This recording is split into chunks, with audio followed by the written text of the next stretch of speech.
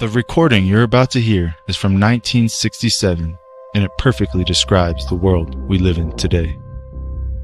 Recorded by Myron C. Fagan, an American filmmaker who claimed to have seen secret documents that not only prove the existence of the Illuminati, but also link them to major events that occurred worldwide.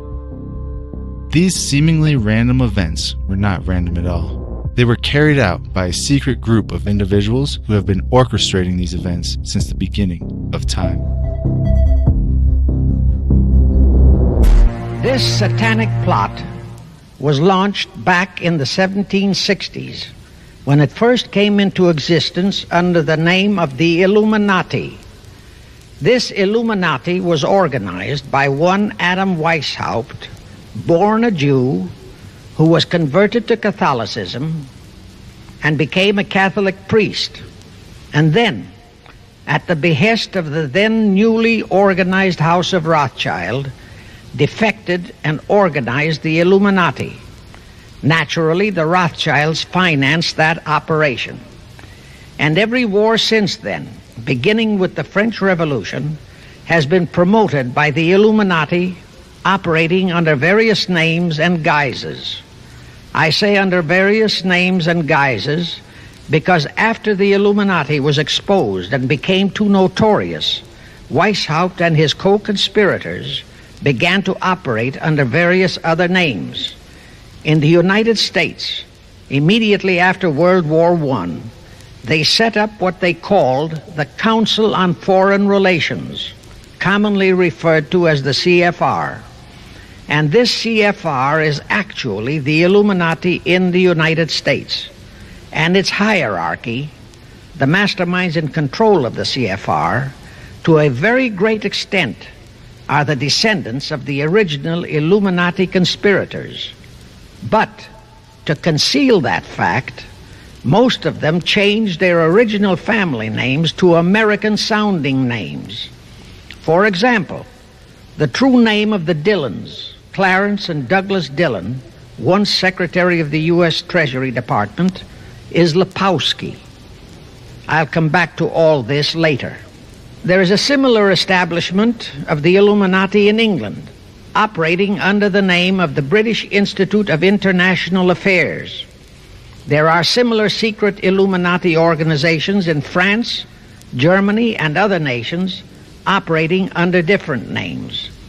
And all these organizations, including the CFR, continuously set up numerous subsidiary or front organizations that are infiltrated into every phase of the various nations' affairs.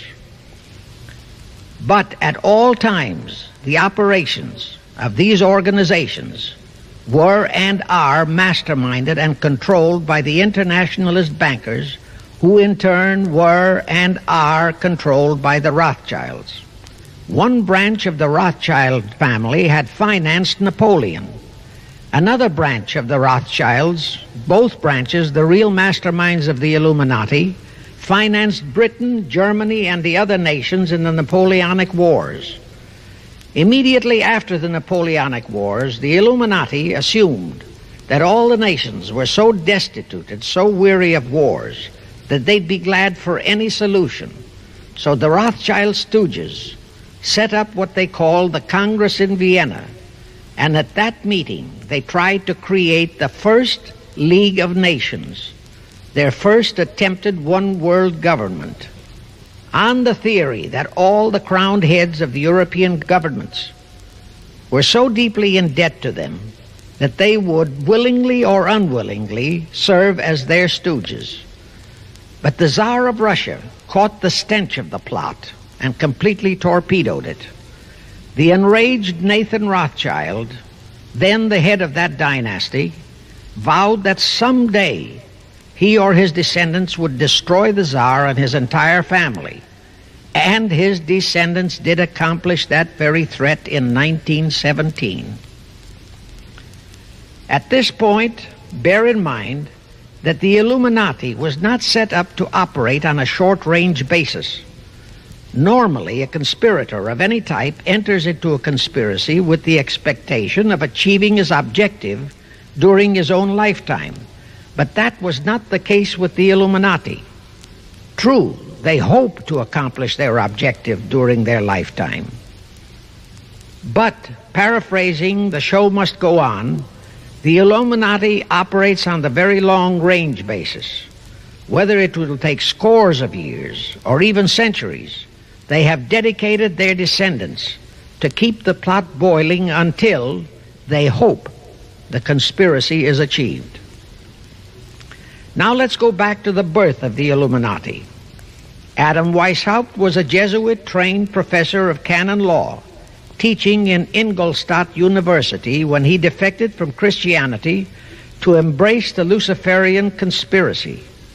It was in 1770 that the professional moneylenders, the then recently organized House of Rothschild, retained him to revise and modernize the age-old protocols of Zionism, which from the outset was designed to give the synagogue of Satan, so named by Jesus Christ, ultimate world domination, so they could impose the Luciferian ideology upon what would remain of the human race after the final social cataclysm by use of satanic despotism. Weishaupt completed his task May 1st, 1776. Now you know why May 1 is the great day with all communist nations to this very day. That was the day, May 1, 1776, that Weishaupt completed his plan and officially organized the Illuminati to put the plan into execution. That plan required the destruction of all existing governments and religions. That objective was to be reached by dividing the masses of people whom he, Weishaupt, termed Goyim, or human cattle, into opposing camps in ever-increasing numbers on political, social, economic, and other issues, the very conditions we have in our country today. The opposing sides were then to be armed and incidents provided which would cause them to fight and weaken themselves and gradually destroy national governments and religious institutions. Again, I say, the very conditions in the world today. Now, just why did the conspirators choose the word Illuminati for their satanic organization? Weishaupt himself said that the word is derived from Lucifer and means holders of the light, using the lie that his objective was to bring about a one-world government to enable those with mental ability to govern the world and prevent all wars in the future. In short, using the word peace on earth as his bait, exactly as that same bait, peace, was used by the 1945 conspirators to foist the United Nations on us. Weishaupt, financed, I repeat, by the Rothschilds, recruited some 2,000 paid followers. These included the most intelligent men in the fields of arts and letters, education, the sciences, finance, and industry. He then established lodges of the Grand Orient, Masonic lodges, to be their secret headquarters. And I again repeat that in all of this he was acting under orders from the House of Rothschild. The main features of the Weishaupt plan of operation required his Illuminati to do the following things to help them to accomplish their purpose. Number one, use monetary and sex bribery to obtain control of men already in high places in the various levels of all governments and other fields of endeavor. Once influential persons had fallen for the lies, deceits, and temptations of the Illuminati, they were to be held in bondage by application of political and other forms of blackmail, threats of financial ruin, public exposure and physical harm, even death, to themselves and loved members of their families. Do you realize how many present top officials in our federal government in Washington are controlled in just that way by the CFR? Number two, Illuminati and the faculties of colleges and universities were to cultivate students possessing exceptional mental ability, belonging to well-bred families with international leanings, and recommend them for special training in internationalism. Such training was to be provided by granting scholarships to those selected by the Illuminists. That gives you an idea what a Rhodes Scholarship means. It means indoctrination into accepting the idea that only a one-world government can put an end to recurring wars and strife. That's how the United Nations was sold to the American people. All such scholars were to be first persuaded and then convinced that men of special talent and brains have the right to rule those less gifted on the ground that the masses don't know what is best for them physically, mentally, and spiritually.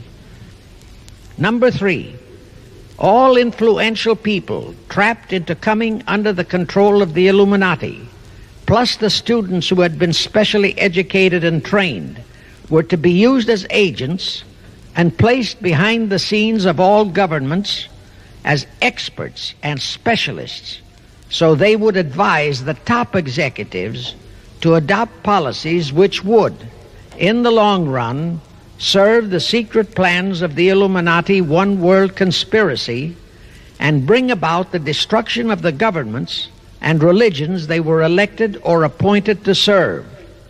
Number four, perhaps the most vital directive in Weishaupt's plan was to obtain absolute control of the press, at that time the only mass communications media, to distribute information to the public, so that all news and information could be slanted, so that the masses could be convinced that a one-world government is the only solution to our many and varied problems. Now do you know who owns and controls our mass communications media? I'll tell you, practically all the movie lots in Hollywood is owned by the Lehmans, Kuhn Loeb and Company, Goldman Sachs, and other internationalist bankers. All the national radio and TV channels in the nation are owned and controlled by those same internationalist bankers. The same is true of every chain of metropolitan newspapers and magazines, also of the press wire services, such as Associated Press, United Press International, etc. The supposed heads of all those media are merely the fronts for the internationalist bankers, who in turn compose the hierarchy of the CFR, today's Illuminati in America. Now can you understand why the Pentagon's press agent Sylvester so brazenly proclaimed that the government has the right to lie to the people? What he really meant was that our CFR-controlled government had the power to lie to and be believed by the brainwashed American people. And let's again go back to the first days of the Illuminati. Because Britain and France were the two greatest world powers in the late years of the 18th century, Weishaupt ordered the Illuminati to foment the colonial wars, including our Revolutionary War, to weaken the British Empire and organize the French Revolution to destroy the French Empire. He scheduled the French Revolution to start in 1789. However, in 1784, a true act of God placed the Bavarian government in possession of evidence which proved the existence of the Illuminati, and that evidence could have saved France if they, the French government, hadn't refused to believe it. Here is how that act of God happened. It was in 1874 that Weishaupt issued his orders for the French Revolution. A German writer named Zwack put it into book form. It contained the entire Illuminati story and Weishaupt's plans. A copy of this book was sent to the Illuminists in France, headed by Robespierre, whom Weishaupt had delegated to foment the French Revolution. The courier was struck and killed by lightning as he rode through Ralston on his way from Frankfurt to Paris. The police found the subversive documents on his body and turned them over to the proper authorities.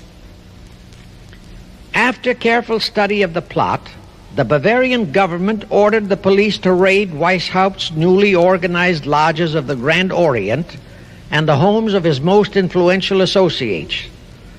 All additional evidence thus discovered convinced the authorities the documents were genuine copies of the conspiracy by which the Illuminati planned to use wars and revolutions to bring about the establishment of a one-world government, the powers of which they, headed by the Rothschilds, intended to usurp as soon as it was established, exactly in line with the United Nations plot of today. In 1785, the Bavarian government outlawed the Illuminati and closed the lodges of the Grand Orient. In 1786, they published all the details of the conspiracy. The English title of that publication is The Original Writings of the Order and Sect of the Illuminati. Copies of the entire conspiracy were sent to all the heads of church and state in Europe. But the power of the Illuminati, which was actually the power of the Rothschilds, was so great that this warning was ignored. Nevertheless, Illuminati became a dirty word, and it went underground. At the same time, Weishaupt ordered Illuminists to infiltrate into the lodges of Blue Masonry and form their own secret societies within all secret societies. Only Masons who proved themselves internationalists and those whose conduct proved they had defected from God were initiated into the Illuminati. Thenceforth, the conspirators donned the cloak of philanthropy and humanitarianism to conceal their revolutionary and subversive activities. In order to infiltrate into Masonic lodges in Britain, Weishaupt invited John Robison over to Europe. Robison was a high-degree Mason in the Scottish Rite. He was a professor of natural philosophy at Edinburgh University and secretary of the Royal Society of Edinburgh. Robison did not fall for the lie that the objective of the Illuminati was to create a benevolent dictatorship, but he kept his reactions to himself so well that he was entrusted with a copy of Weishaupt's revised conspiracy for study and safekeeping. Anyway, because the heads of state and church in France were deluded into ignoring the warnings given them, the revolution broke out in 1789 as scheduled by Weishaupt. In order to alert other governments to their danger, in 1798 Robison published a book entitled Proof of a Conspiracy to Destroy All Governments and Religions. But his warnings were ignored, exactly as our American people have been ignoring all warnings about the United Nations and the Council on Foreign Relations, the CFR.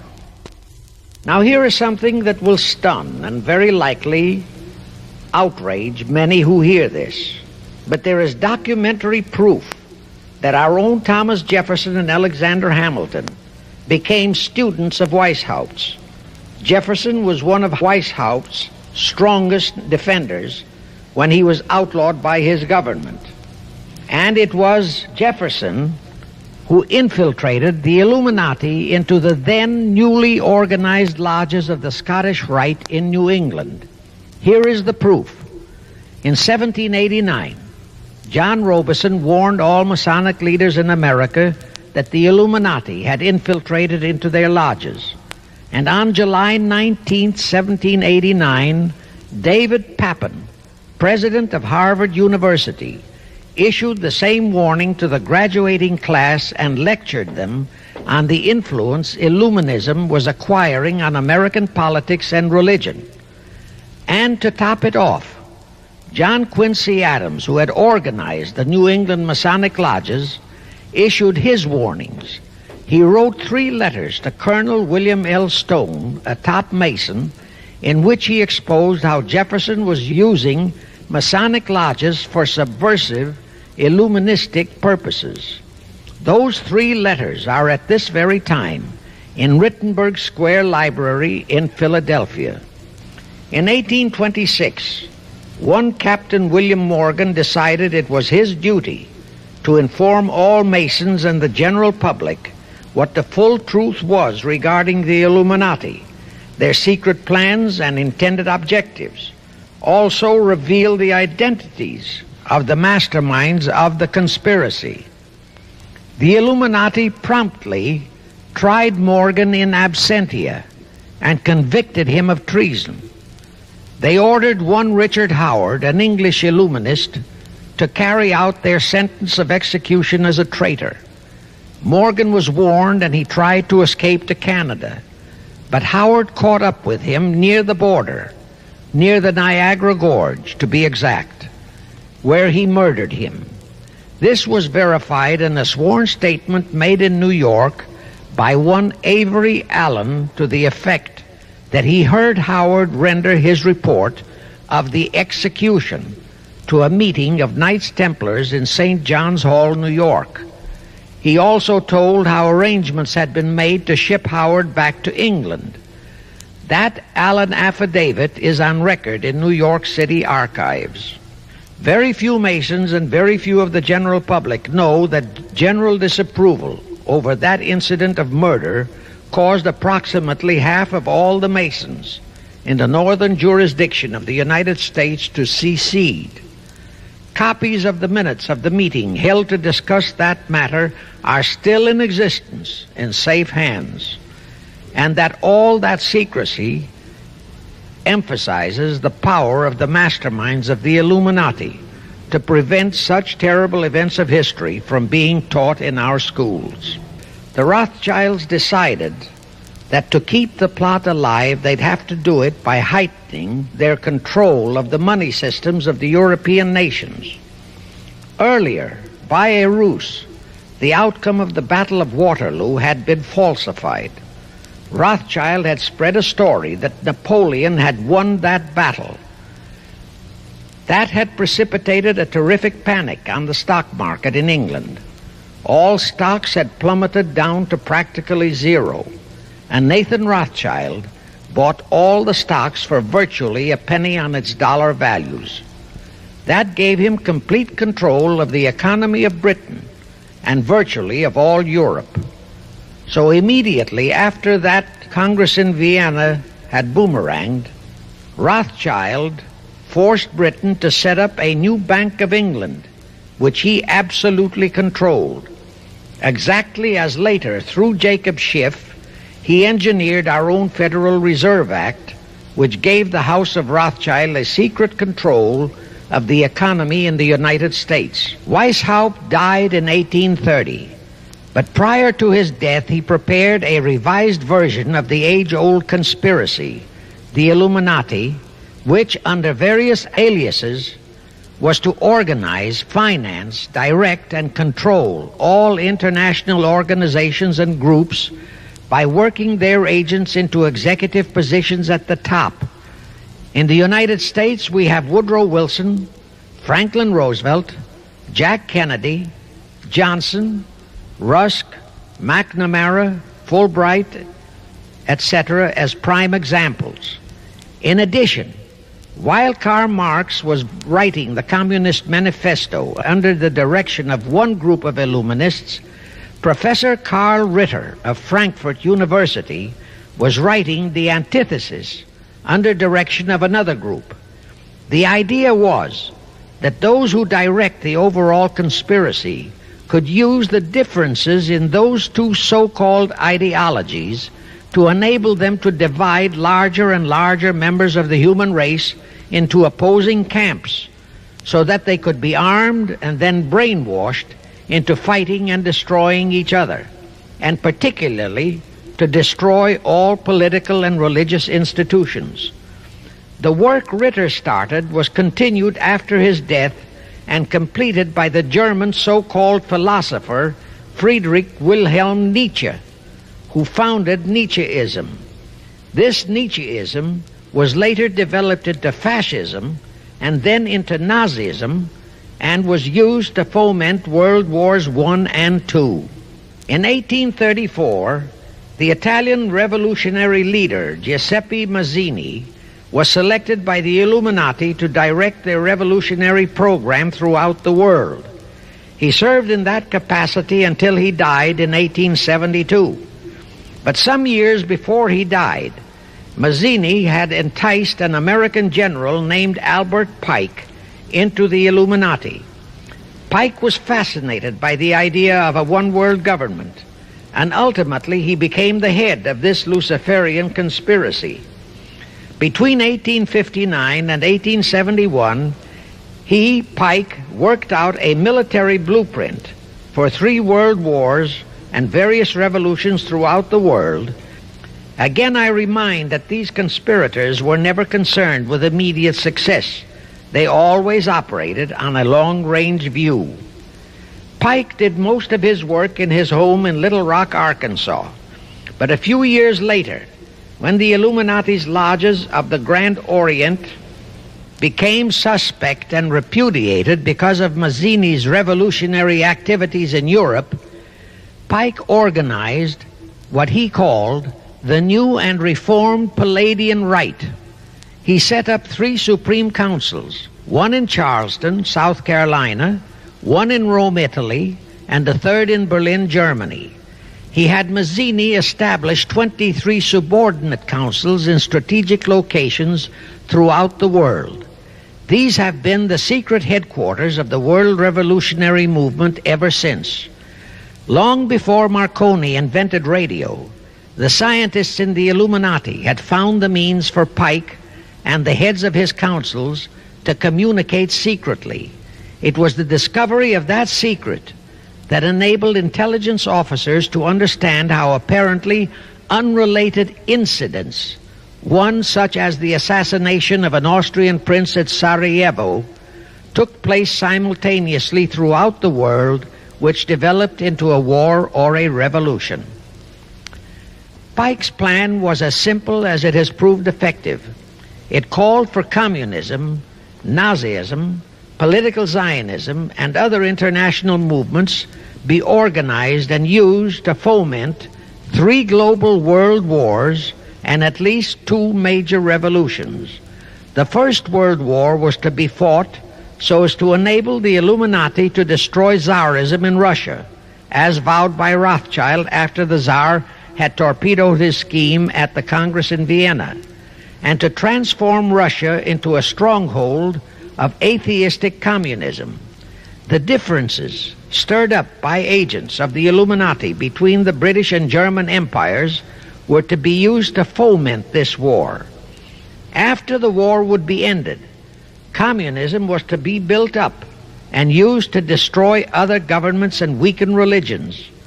World War II, when and if necessary, was to be fomented by using the controversies between fascists and political Zionists. And here let it be noted that Hitler was financed by Krupp, the Warburgs, the Rothschilds, and other internationalist bankers, and that the slaughter of the supposed 600,000 Jews by Hitler didn't bother the Jewish internationalist bankers at all. That slaughter was necessary in order to create worldwide hatred of the German people and thus bring about the war against them. In short, this Second World War was to be fought to destroy Nazism and to increase the power of political Zionism so that the State of Israel could be established in Palestine.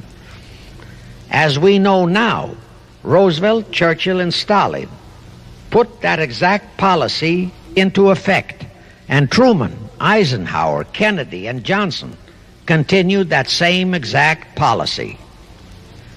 World War III is to be fomented by using the so-called controversies the agents of the Illuminati, operating under whatever new name, are now stirring up between the political Zionists and the leaders of the Muslim world. That war is to be directed in such a manner that all of Islam and political Zionism, Israel, will destroy each other, while at the same time the remaining nations, once more divided on this issue, will be forced to fight themselves into a state of complete exhaustion, physically, mentally, spiritually, and economically. Now, can any thinking person doubt that the intrigue now going on in the Near, Middle, and Far East is designed to accomplish that satanic objective? Pike himself foretold all this in a statement he made to Mazzini on August 15, 1871. Pike stated, "Those who will inspire to undisputed world domination will provoke the greatest social cataclysm the world has ever known."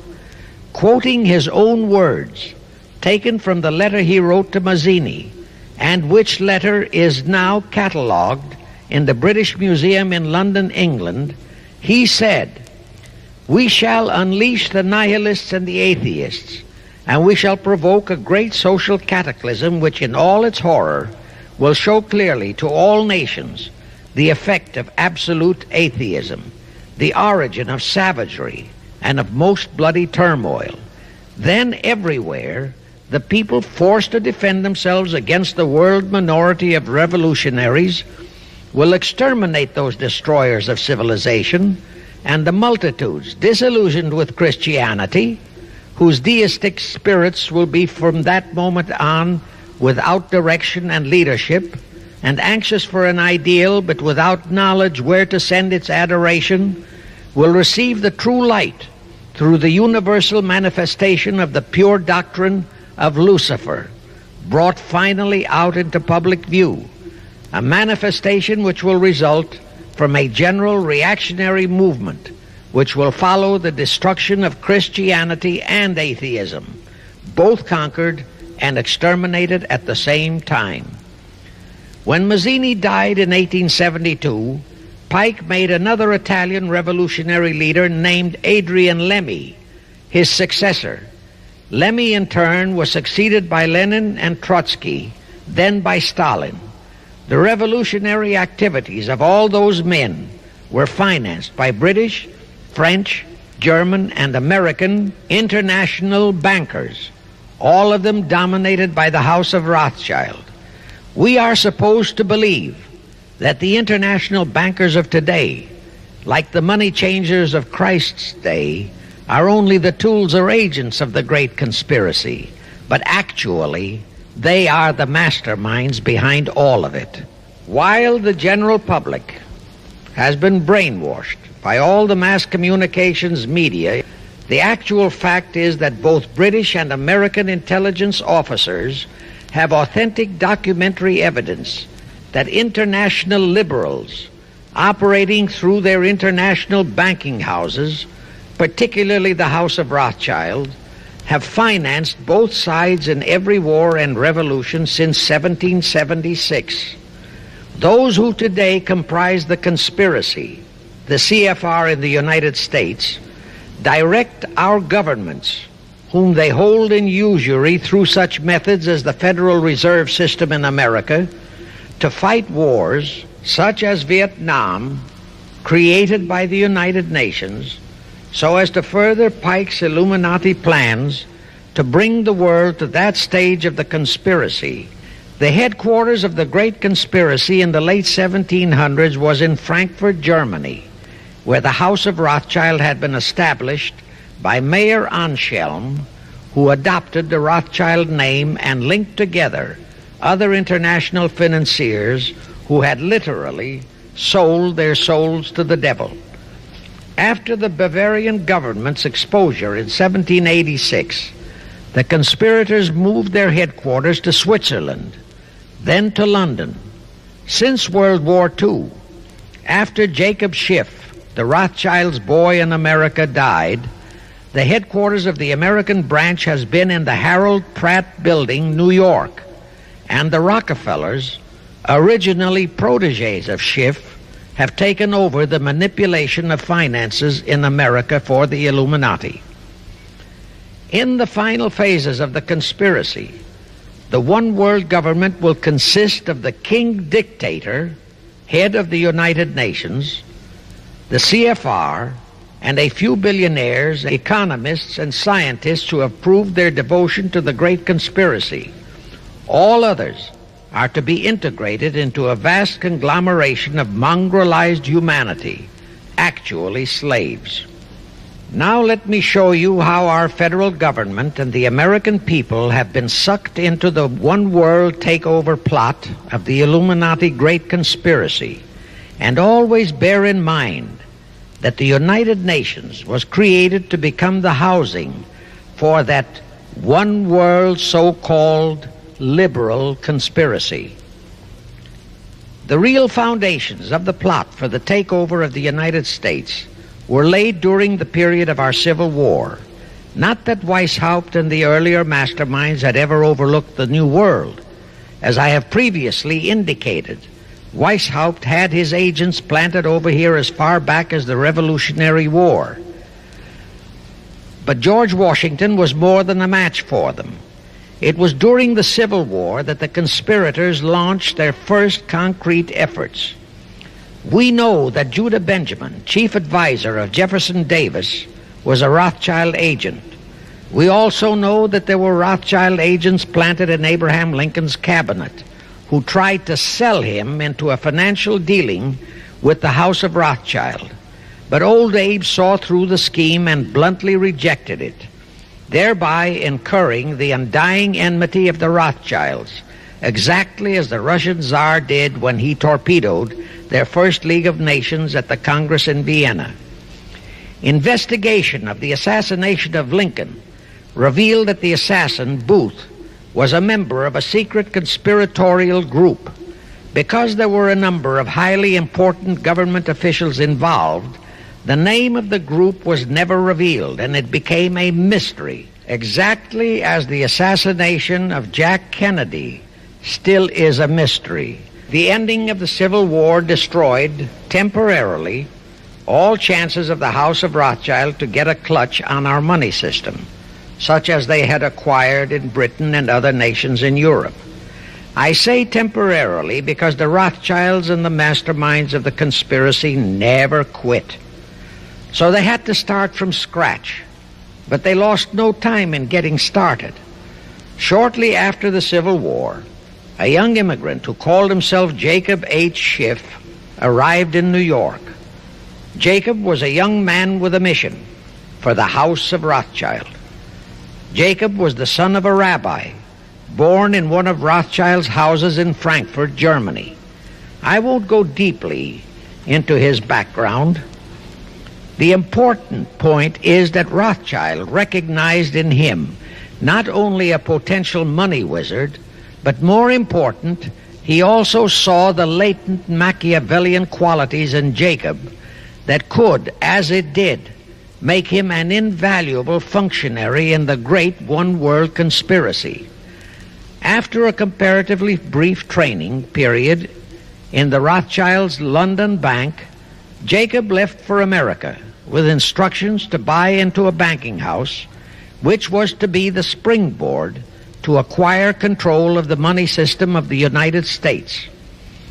Actually, Jacob came here to carry out 4 specific assignments.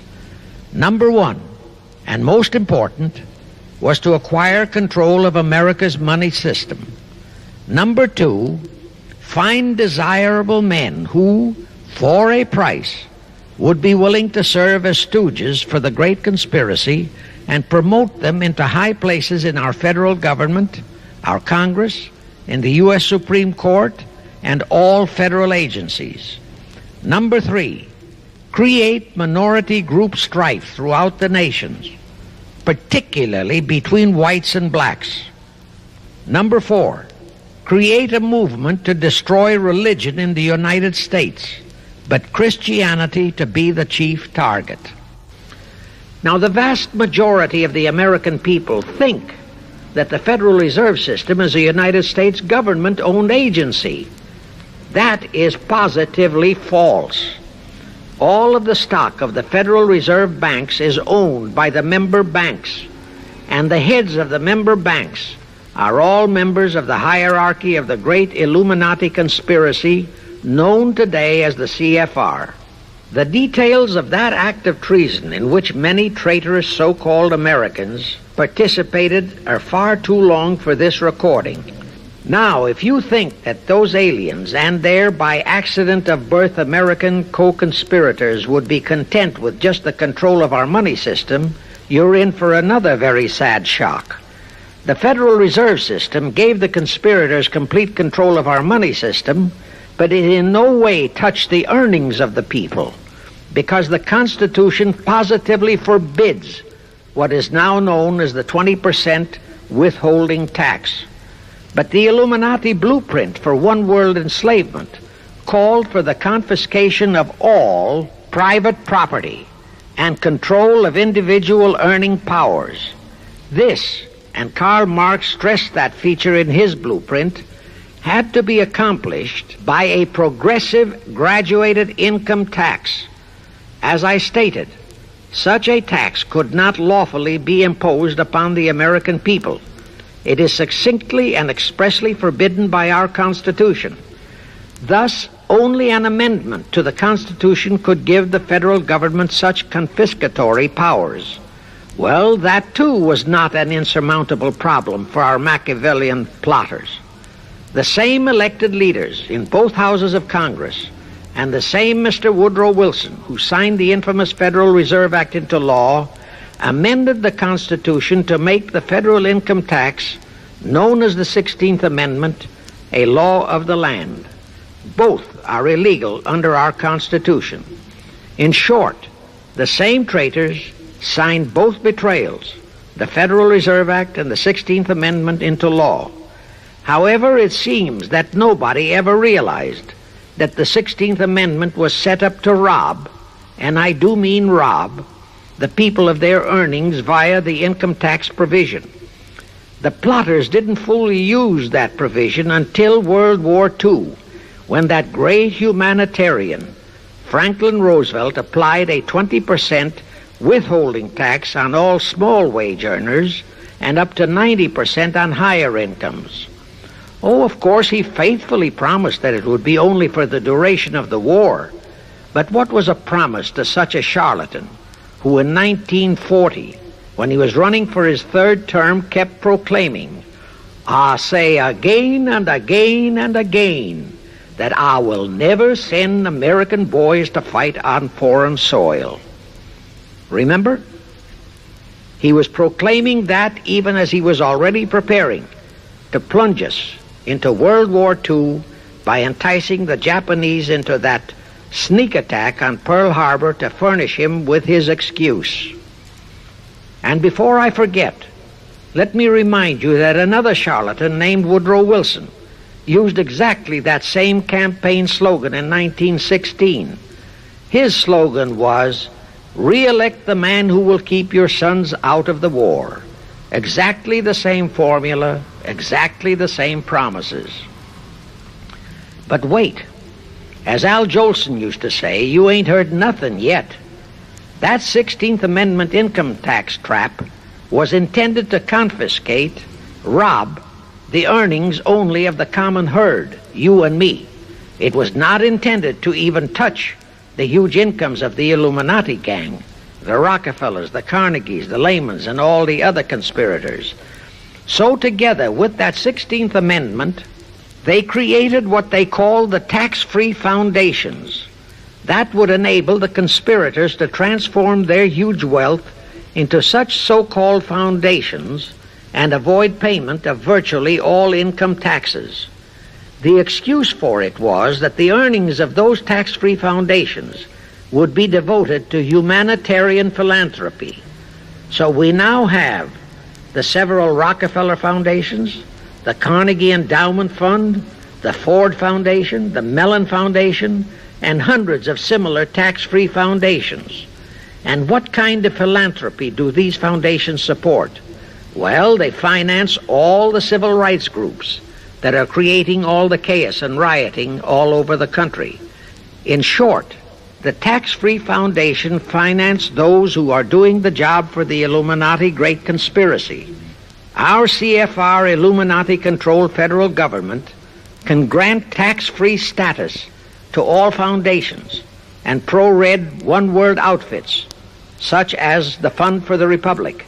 But if you, or a patriotic pro-organization, is too outspokenly pro-American, they can terrify and intimidate you by finding a misplaced comma in your income tax report and by threatening you with penalties, fines, and even prison. Future historians will wonder how the American people could have been so naive and stupid as to have permitted such audaciously brazen acts of treason as the Federal Reserve Act and the 16th Amendment. Well, they were not naive and they were not stupid. The answer is they trusted the men they elected to safeguard our country and our people, and they just didn't have even an inkling about either betrayal until after each one had been accomplished. It was the Illuminati-controlled mass communications media that kept and is keeping our people naive and stupid and unaware of the treason being committed. Now the great question is, when will the people wake up and do to our traitors of today what George Washington and our founding fathers would have done to Benedict Arnold? Actually, Benedict Arnold was a petty traitor compared to our present traitors in Washington. Now let's go back to the events that followed the rape of our Constitution by the passage of the Federal Reserve Act of the 16th Amendment. With Wilson completely under their control, the masterminds of the Great Conspiracy put in motion their next and what they hoped would be their final steps to achieve their one-world government. The first of those steps was to be World War I. Why war? Simple. The only excuse for a one-world government is that it will supposedly ensure peace. The only thing that can make people cry for peace is war. War brings chaos, destruction, exhaustion, to winner as well as to loser. It brings economic ruin to both. Most important, it destroys the flower of the young manhood of both. To the saddened and heartbroken oldsters, the mothers and fathers, who are left with nothing but memories of their beloved sons, peace becomes worth any price. And that is the emotion upon which the conspirators depend for the success of their satanic plot. Throughout the 19th century, from 1814 to 1914, the world as a whole was at peace. Such wars as the Franco-Prussian, our own Civil War, the Russo-Japanese War, were what might be termed local disturbances that did not affect the rest of the world. All the great nations were prosperous, the peoples staunchly nationalistic and fiercely proud of their sovereignties. It was utterly unthinkable that the French and the German peoples would be willing to live under a one-world government, or the Turks and the Russians, or the Chinese and the Japanese.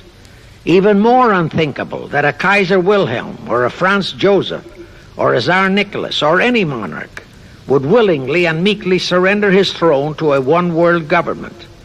But bear in mind that the peoples in all nations are the real power, and only one thing, war, could make the peoples yearn and clamor for a peace-ensuring one-world government.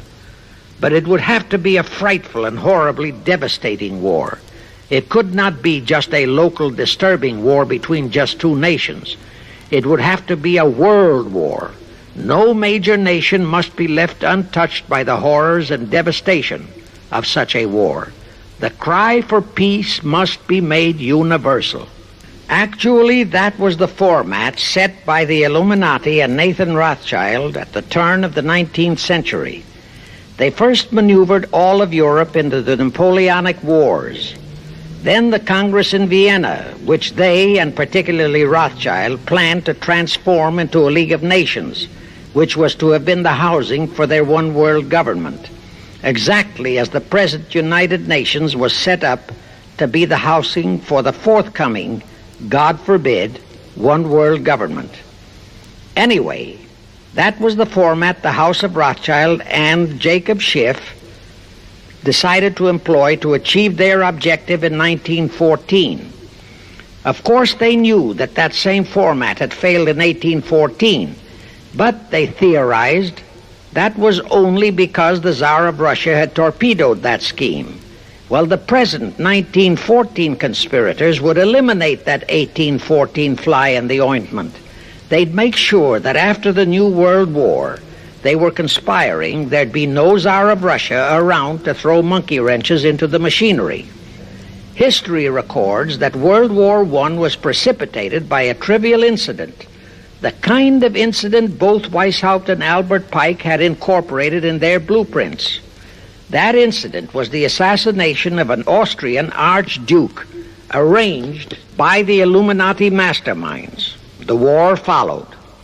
It involved Germany, Austria-Hungary, and their allies, so-called the Axis powers, against France, Britain, and Russia, called the Allies.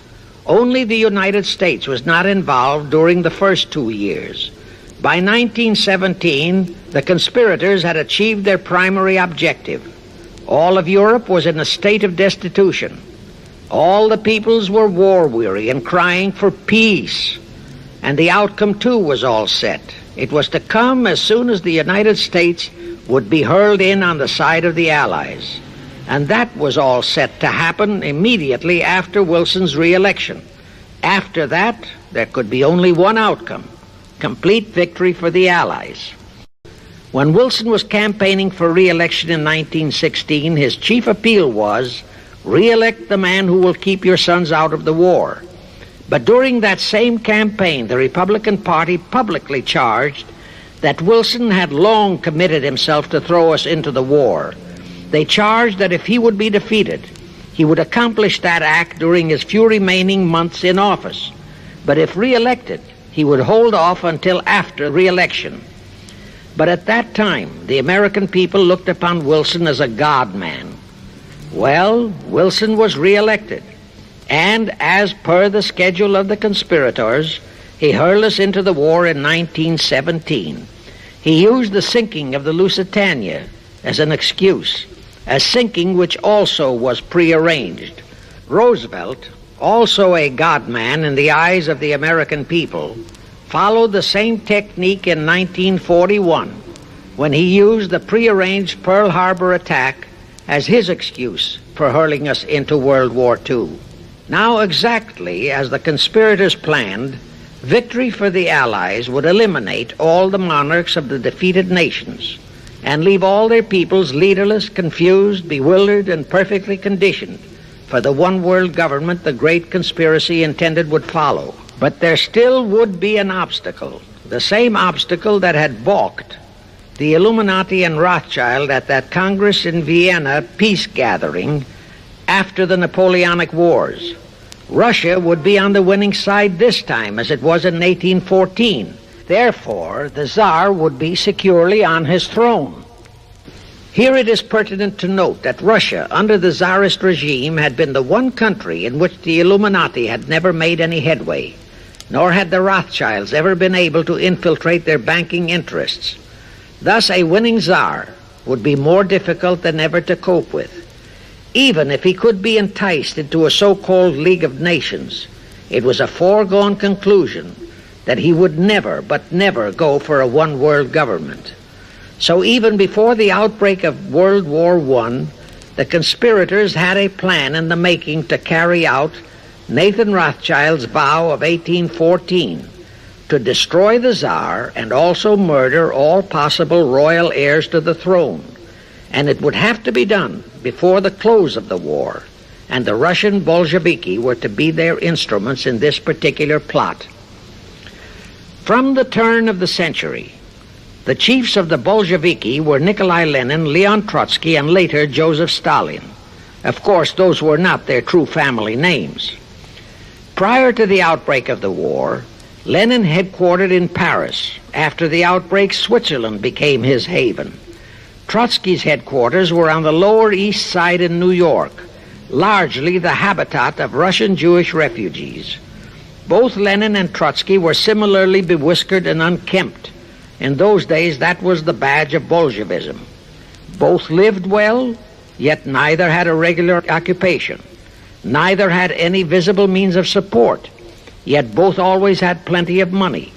All those mysteries were solved in 1917. Right from the outset of the war, strange and mysterious goings-on were taking place in New York. Night after night, Trotsky darted furtively in and out of Jacob Schiff's palatial mansion. And in the dead of those same nights, there were gatherings of hoodlums of New York's Lower East Side, all of them Russian refugees, at Trotsky's headquarters, and all were going through some mysterious sort of training process. But it was all shrouded in mystery. Nobody talked, although it did leak out that Schiff was financing all of Trotsky's activities. Then suddenly Trotsky vanished. So did approximately 300 of his trained hoodlums. Actually, they were on the high seas in a Schiff-chartered ship bound for a rendezvous with Lenin and his gang in Switzerland. And on that ship was $20 million in gold, the $20 million Schiff provided to finance the Bolsheviki takeover of Russia. In anticipation of Trotsky's arrival, Lenin prepared to throw a party in his Switzerland hideaway. Men of the very highest places in the world were to be guests at that party. Among them were the mysterious Colonel Edward Mandel House, Woodrow Wilson's mentor and palsy-walsy, and more important, Schiff's special and confidential messenger. Another of the expectant guests was Warburg of the Warburg banking clan in Germany, who were financing the Kaiser, and whom the Kaiser had rewarded by making him chief of the secret police of Germany. In addition, there were the Rothschilds of London and Paris, also Litvinov, Kaganovich, Stalin, who was then head of a train and bank-robbing gang of bandits. He was known as the Jesse James of the Urals. And here I must remind that England and France were then long in war with Germany, and that on February 3, 1917, Wilson had broken off all diplomatic relations with Germany. Therefore, Warburg, Colonel House, the Rothschild, and all those others were enemies. But of course, Switzerland was neutral ground where enemies could meet and be friends, especially if they had some scheme in common. That Lenin party was very nearly wrecked by an unforeseen incident. The Schiff-chartered ship on its way to Switzerland was intercepted and taken into custody by a British warship. But Schiff quickly rushed orders to Wilson to order the British to release the ship intact with the Trotsky hoodlums and the gold. Wilson obeyed.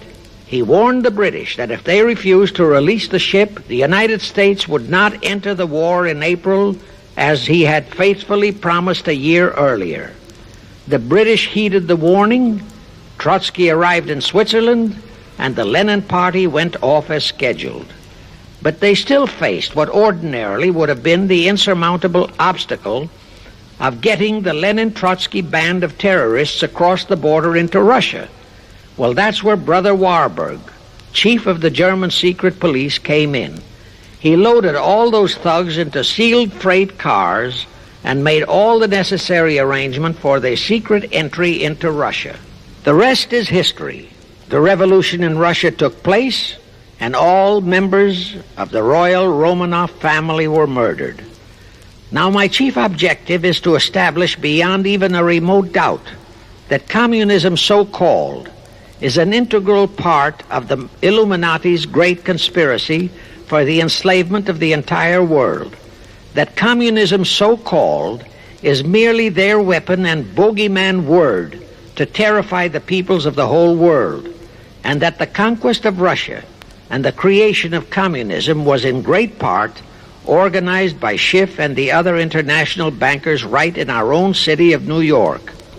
Charlie Knickerbocker, a Hearst newspaper columnist, published an interview with John Schiff, grandson of Jacob, in which young Schiff confirmed the entire story and named the figure old Jacob contributed, $20 million. If anybody still has even a remote doubt that the entire menace of communism was created by the masterminds of the great conspiracy right in our own city of New York, I will cite the following historical fact. All records show that when Lenin and Trotsky engineered the capture of Russia, They operated as heads of the Bolsheviki Party. Now, Bolshevism is a purely Russian word.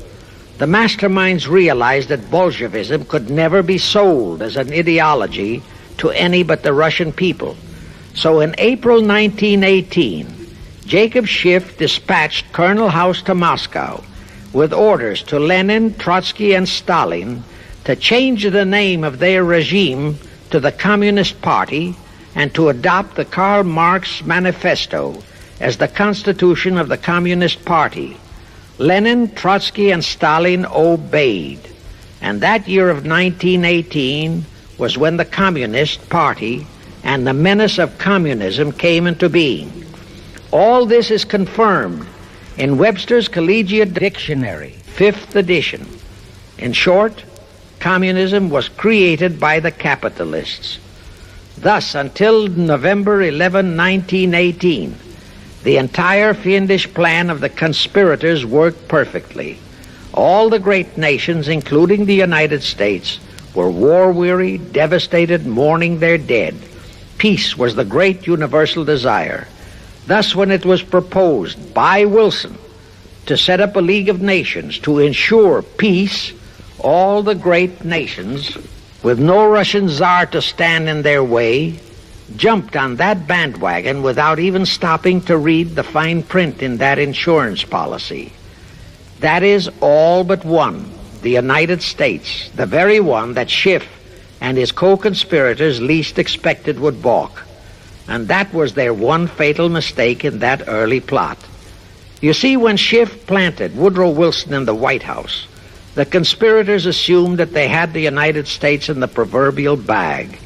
Wilson had been perfectly built up as a great humanitarian.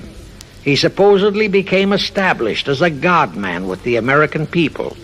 There was every reason for the conspirators to have believed that he would easily hornswoggle Congress into buying the League of Nations sight unseen, exactly as the Congress of 1945 bought the United Nations sight unseen. But there was one man in the Senate in 1918 who saw through that scheme just as the Russian Tsar did in 1814. He was a man of great political stature, almost as great as that of Teddy Roosevelt, and fully as astute. He was highly respected and trusted by all members of both houses of Congress and by the American people. The name of that great and patriotic American was Henry Cabot Lodge, not the phony of today who called himself Henry Cabot Lodge Jr. until he was exposed. Lodge completely unmasked Wilson and kept the United States out of the League of Nations. Here it becomes of great interest to know the real reason for the Wilson League of Nations flop. As I previously stated, Schiff was sent to the United States to carry out 4 specific assignments. Number 1 and most important was to acquire complete control of the U.S. money system. Number 2, as outlined in the original Weishaupt Illuminati blueprint, he was to find the right kind of men to serve as stooges for the great conspiracy and promote them into the highest offices in our federal government, our Congress, our U.S. Supreme Court, and all federal agencies, such as the State Department, the Pentagon, the Treasury Department, etc. Number 3, destroy the unity of the American people by creating minority group strife throughout the nation, especially between the whites and blacks as outlined in Israel Cohen's book. Number 4, create a movement to destroy religion in the United States, with Christianity to be the chief target or victim. In addition, he was strongly reminded of the imperative directive in the Illuminati blueprint to achieve full control of all mass communications media, to be used to brainwash the people into believing and accepting all of the maneuverings of the great conspiracy. Schiff was warned that only control of the press, at that time our only mass communications media, would enable him to destroy the unity of the American people. Now then, Schiff and his co-conspirators did set up the NAACP, the National Association for the Advancement of the Colored People, in 1909. And in 1913, he set up the Anti-Defamation League of the B'nai B'rith. Both were to create the necessary strife. But in the early years, the ADL operated very timidly, perhaps for fear of a pogrom-like action by an aroused and enraged American people. In addition, Schiff, was busy developing and infiltrating the stooges to serve in all high places in our Washington government and in the job of acquiring control of our money system and the creation of the 16th Amendment. He also was very busy with the organizing of the plot for the takeover of Russia. In short, he was kept so busy with all those jobs that he completely overlooked the supreme job of acquiring complete control of our mass communications media. That oversight was the direct cause for Wilson's failure to lure the United States into the League of Nations, because when Wilson decided to go to the people to overcome the opposition of the Lodge-controlled Senate, despite his established but phony reputation as a great humanitarian, he found himself faced by a solidly united people and by a loyal press whose only ideology was Americanism and the American way of life. At that time, due to the ineptness and ineffectiveness of both the ADL and the NAACP, there were no organized minority groups, no Negro problems, no so-called anti-Semitic problem to sway the people's thinking. There were no lefts, there were no rights, no prejudices for crafty exploitations. Thus, Wilson's League of Nations appeals fell on deaf ears. The control of the press was assigned to Rockefeller. Thus, Henry Luce, who recently died, was financed to set up a number of national magazines, among them Life, Time, Fortune, and others, which publish USSR in America. The Rockefellers also directly or indirectly financed the Cowles Brothers Look magazine and a chain of newspapers. They also financed a man named Sam Newhouse to buy up and build a chain of newspapers all over the country. And the late Eugene Meyer, one of the founders of CFR, bought the Washington Post, Newsweek, the weekly magazine, and other publications.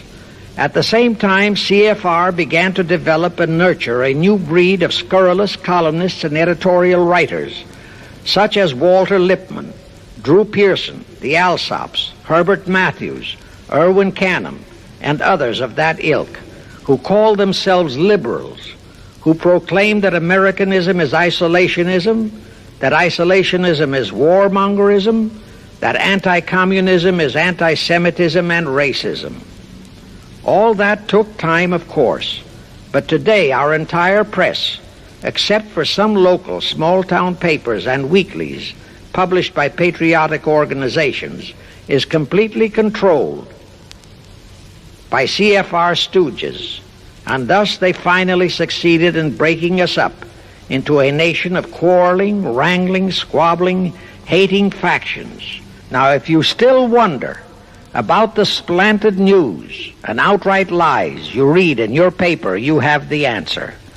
To the Lehmans, Goldman Sachs, Kuhn Loeb, and the Warburgs, the CFR assigned the job of getting control of the motion picture industry, Hollywood, radio and television, and believe you me, they succeeded. If you still wonder about the strange propaganda broadcasts by the Ed Murrows, Chet Huntley, Howard K. Smith, Eric Severide, Drew Pearson, and others of that ilk, you have the answer. If you wonder about all the smut, sex, pornography, and mixed marriage films you see in your movie theater and on your TV set, all of which is demoralizing our youth, you have the answer. It tells in detail how the press, the movies, TV, and radio have been, and still are, used to brainwash the people, to demoralize our youth, and they have been and still are encouraging and creating sympathy for the rioting civil rights lawlessness.